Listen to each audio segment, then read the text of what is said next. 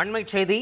மதுரையில் பள்ளி மாணவியை உல்லாசத்திற்கு அழைத்த மதுரை மத்திய சிறை உதவி ஜெயிலருக்கு தர்ம அடி கொடுக்கப்பட்டிருக்கிறது.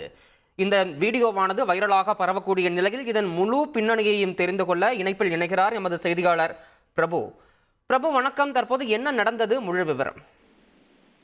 வணக்கம்.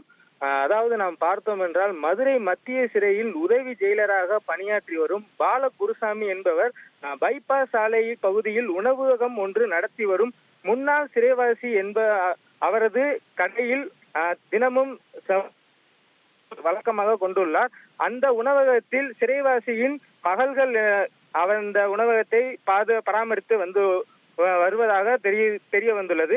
இந்த நிலையில் கடந்த சில தினங்களுக்கு முன்னதாக உணவகத்திற்கு சென்ற பாலகுருசாமி அங்கிருந்த சிறைவாசியின் மகளிடம் பேசி வந்துள்ளார். இதனைத் தொடர்ந்து மகளின் மகளான பேத்தியான, அதாவது சிறைவாசியின் பேத்தியான பள்ளி மாணவியிடம் தனது செல்போன் எண்ணை கொடுத்து ஏதாவது உதவி வேண்டுமென்றால் தொடர்பு கொள்ளுங்கள் என கூறி அவருடன் பழக்கத்தை ஏற்படுத்த முயற்சி செய்துள்ளார்.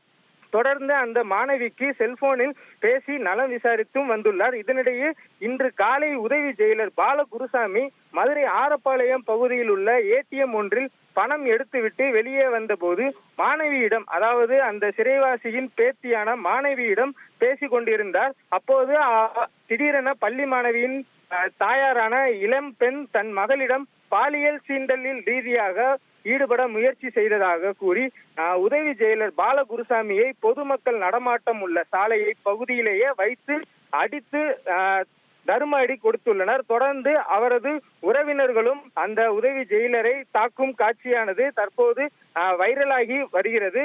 தொடர்ந்து இது குறித்து அனைத்து மகளிர் காவல் நிலையத்தில் புகார் தெரிவிக்கப்பட்டதை தொடர்ந்து தற்போது விசாரணை என்பது நடைபெற்று வருகிறது. தகவல்களுக்கு நன்றி பிரபு. செய்திகளை உடனுக்குடன் தெரிந்து கொள்ள உடனே சப்ஸ்கிரைப் பண்ணுங்க.